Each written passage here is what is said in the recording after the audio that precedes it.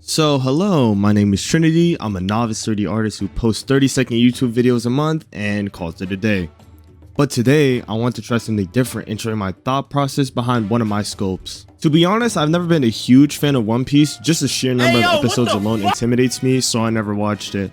Gear 5 was awesome and pretty hype, so I plan to release this video around that time, but that didn't go as planned. Anyways, a lot of the techniques I use are referenced from Bransculpt. He's a huge inspiration to me, so I'll have his channel linked in the description below. Now, without further ado, let's get to sculpting.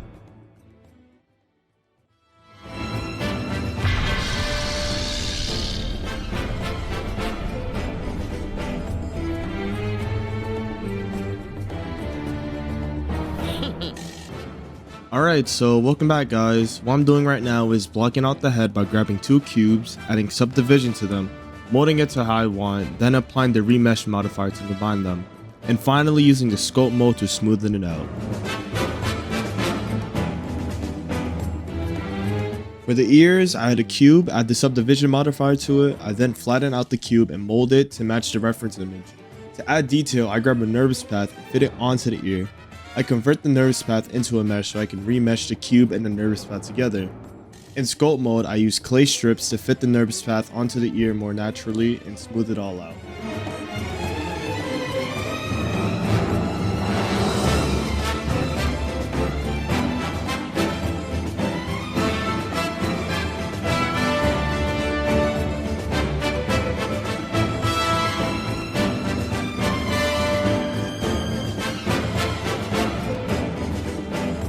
Oh yeah, and I add the mirror modifier so he has both ears, but for some reason I've always had a problem with mirroring. Like in this instance the ears don't look aligned, but that's probably because my head isn't symmetrical. Oops.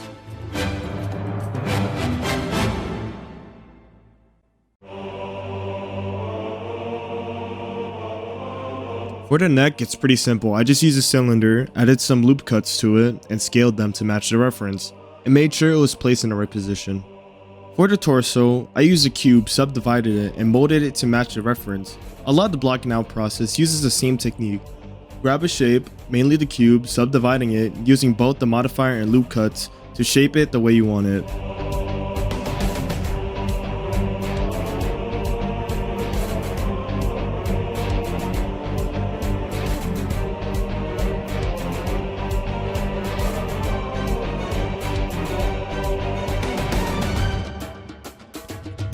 For them succulent man breasts. How do you do it? You guessed it, subdividing a cube.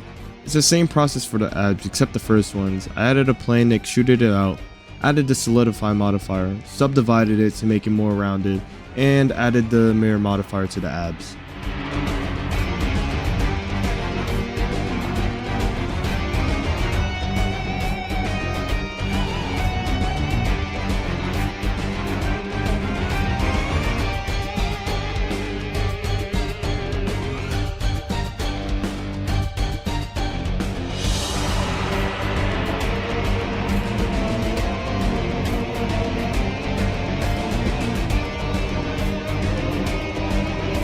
For the arms, I added a subdivided cube and extruded the bottom face to match Luffy's arm length. I added loop cuts at the end to make it more flat. This is probably everyone's most hated part, I know it's mine, but the hands are made using a subdivided cube. For the fingers, add a cube, subdivide, extrude it out, and add loop cuts to the end for a more defined shape.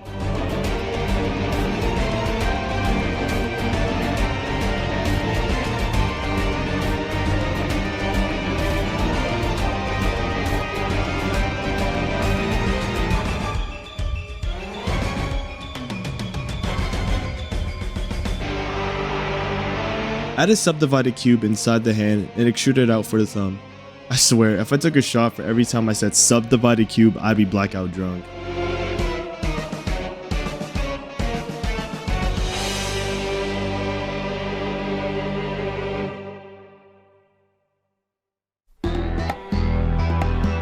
For the legs, it's similar to how the arms are made, but first I blocked out the pelvis to make the legs fit more naturally onto the body. I then added a subdivided cube and extruded it out, and added a smaller cube for the bottom half of the leg.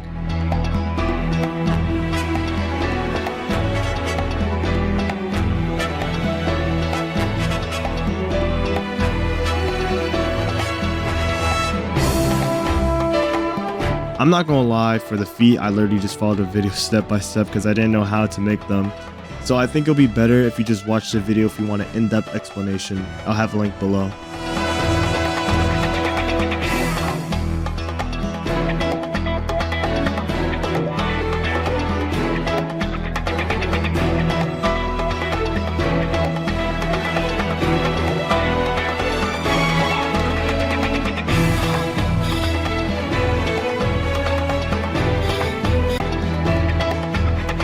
Some of my footage got corrupted, but basically it was just me joining all the body parts together except the head, remeshing it, going into sculpt mode and smoothing everything out. The eyes are made by grabbing a UV sphere, cutting it in half and flattening out by scaling it on the appropriate axes. After placing them onto the head, I went to sculpt mode and used the grab tool to make indents so the eyes could fit more naturally.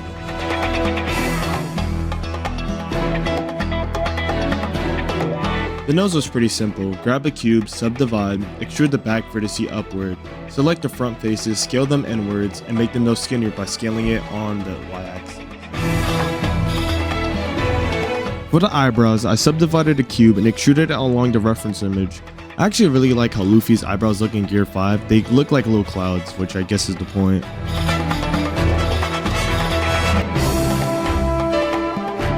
For the hair, which is the most daunting task of the sculpt because I already wasn't familiar with sculpting hair. But on top of that, Gear 5 Luffy had a very unique hairstyle.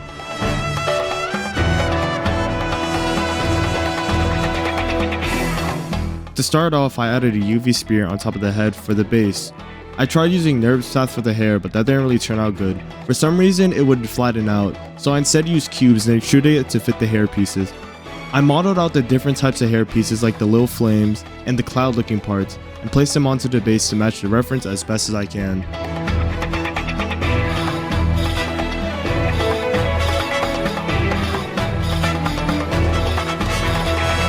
Trying to match a 2D image onto a 3D model was definitely a challenge for me, because once I placed all the hair pieces that matched the reference, the rest of his head looked bald, so I had to duplicate certain hair pieces and place them so the hair would look more natural.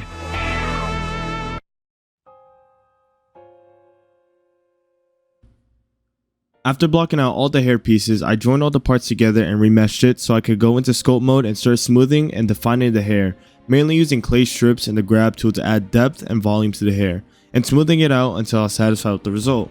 For the iris, I grabbed a circle, solidified it instead of the faces so I can color each layer, and placed it onto the eye. I added Luffy's skin tone, hair, and eye color to make sure the sculpt wasn't going to look like complete shit.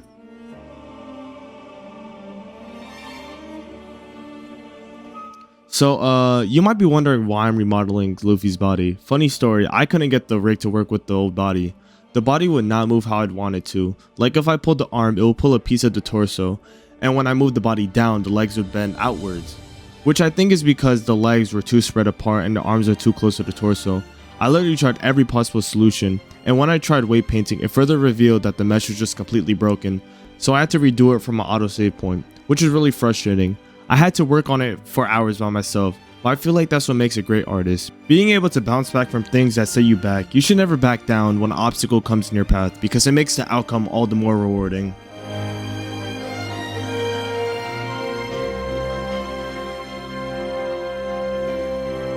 Now we're moving on to clothing. Most of Luffy's clothes are made by selecting faces on the body, duplicating them, separating it by selection, and adding the subdivision and solidify modifier. Then going into sculpt mode to make the clothing settle onto the body better and smoothen out the edges. You can see that the topology of the body was really messy, and the edges aren't aligned, probably because of quad remesher. I don't really know how to retopologize manually, and I didn't want to practice it on this sculpt, but you can see me doing this process for the belt, pants, and jacket that he wears.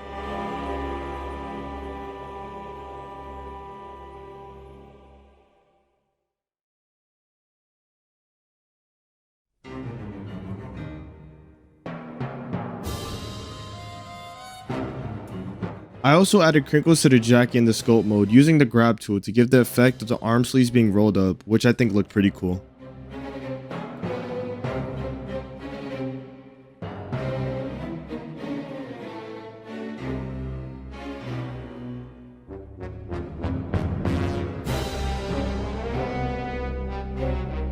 For the hat, I started with the plain and subdivided it to make it rounded. I then moved some of the vertices up and down with smooth proportional turned on to make the hat look more realistic. I also added the solidify modifier to give it more volume. For the top part, I added a UV spear, cut it in half, and placed it on top of the plane. The strings were made from subdivided cubes. I extruded them along his neck from the hat to the circle part, which is also made from a subdivided cube. The sandal base was made from a plane, adding loop cuts so I could match it to the feet, then adding the solidify and the subdivision modifier to it. For the straps, I used subdivided cubes and extruded them along the feet, and using sculpt mode to define its shape.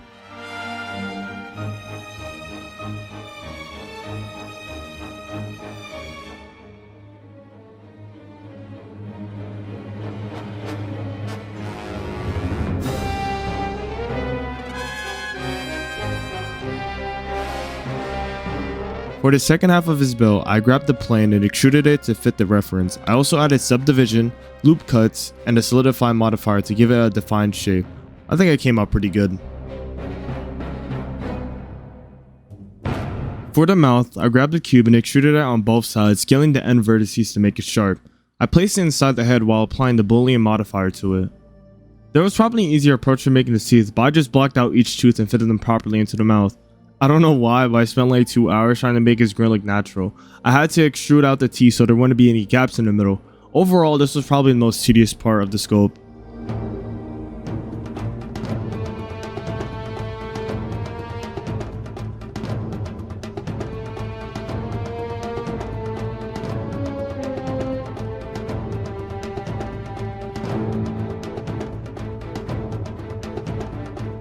The scar was pretty simple. I grabbed the plane and directly referenced from an image, adding loop cuts, moving vertices outwards, and scaling in the end vertices to make it more pointed.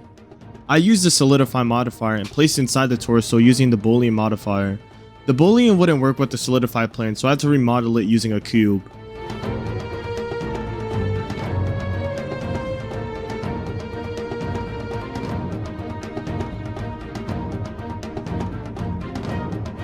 After remodeling it, I went to sculpt mode and used the grab tool to trace it along the body so the scar wouldn't make a huge indent. At this stage of sculpting, I could see it slowly coming together, but there was still a lot of work to be done. The clothes aren't moving properly with the body since I used the same faces as the body, so I had to unbind the pants and jacket from the rig and repairing it with automatic weights. I also connected the second half of the belt by pairing it to the torso bone, and connected the head to the body by parenting the head to the head bone. I also parented all the face details and hair to the head. Oh yeah, I forgot to mention I also parented the sandals to the feet bone so they would, you know, stay on.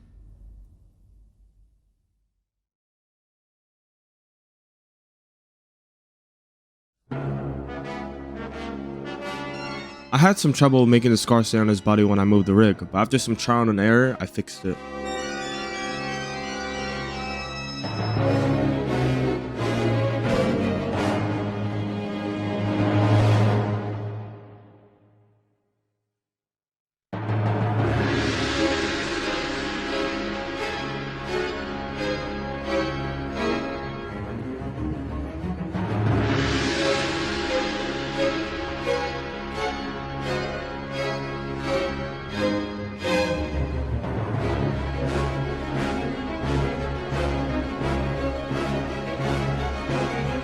Alright, so for the cloud part, I grabbed the cube, subdivided it, and extruded it along the reference image to form the base, adding loop cuts and moving vertices to add detail.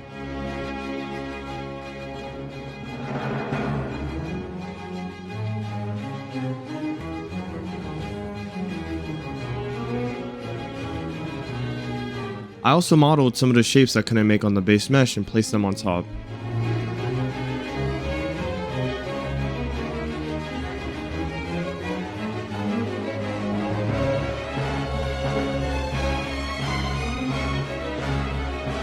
I joined the parts together and remeshed them so I can go into sculpt mode and refine the shape using the grab tool, pulling out parts of the mesh to give it a more cloudy look.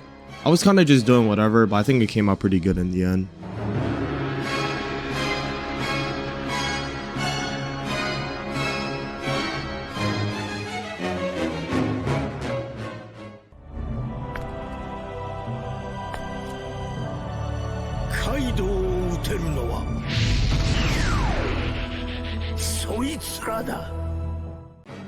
Okay, so now we're into shading. I want to go for a more anime looking style with a more defined shading. I never used Eevee before, but I thought this would be the perfect sculpt to try it on. I used the basic cell shading technique, inputting the principal BSDF into a shader to RGB into a color ramp, and turned the mode to constant for a rougher shading. I repeated this process for Luffy's body and clothes and accessories.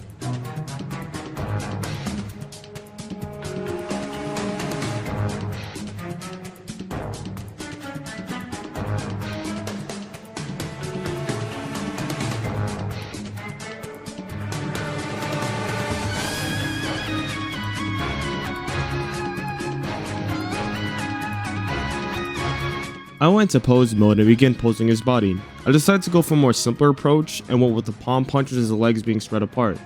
I know it's a little boring, but I'm so new to the 3D world, so I didn't want to get too crazy with this pose, but I still think it was simple but cool looking.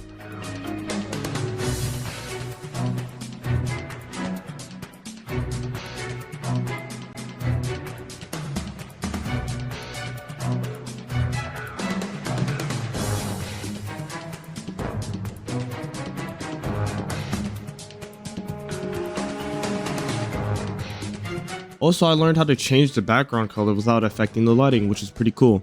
I didn't end up using it in the final render, but I'll probably use this in a future scope.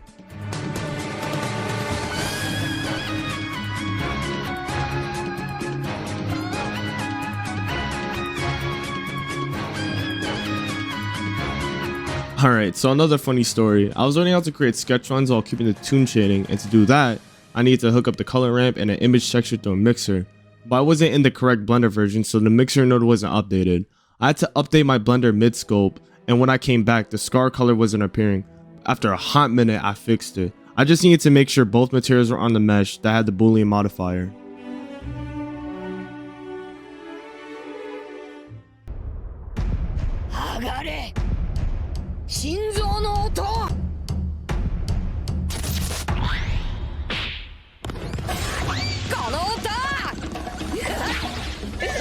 So after shading, I want to add sketch lines to the model. I tried using grease pencil to give an outline to the whole model, but that just came out looking like complete dookie. So I decided drawing the lines myself, which I think gave it a more unique look. After adding the image check to the material, I had to unwrap the model. I used Smart UV Project, setting the island margin to 0.05 and the area weight to 0.1. I went to texture paint mode and started adding in the key details like the outlines to the eyes, adding the facial scar, and adding scratches all around his body so it looked like he's been in battle. I also detailed and outlined some of the clothes and hair, but I didn't know that the textures you make don't automatically save, so when I closed out Blender, all my sketch lines were gone, so I had to remake them, which was really annoying. But overall, this was a fun part of the sculpt because it really brought Luffy to life in a sense, and it helped to capture the anime style.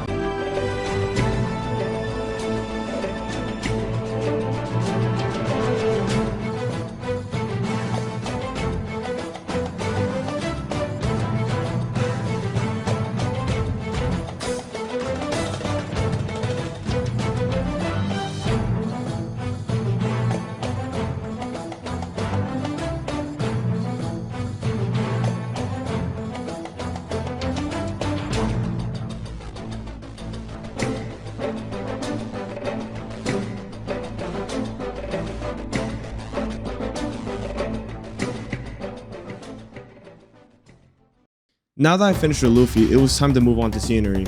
Psych, I ain't making no background for this dude. Already spent so much time on this sculpt and I wanted to get this video released already.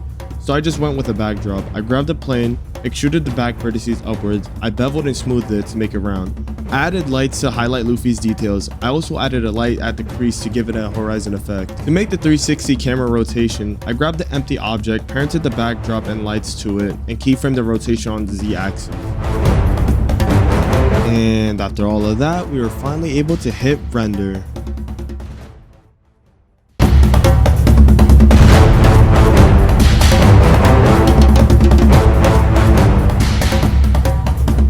So yeah guys, this is the final render. I'm pretty pleased with how it came out. Although there were some bumps along the roads and there's definitely some improvements I could have made, I think it all came together nicely. This is my first time ever doing a video like this and I had a lot of fun making it. But this did take a decent amount of time, especially with the amount of narration I had to do. But I would really like to make more content like this. And if you made it this far into the video, I want to thank you personally. If there's any characters or scenery you would like to see me make in the future, let me know in the comments. Hope you guys enjoyed the video and hope to see you guys in the next one. See ya.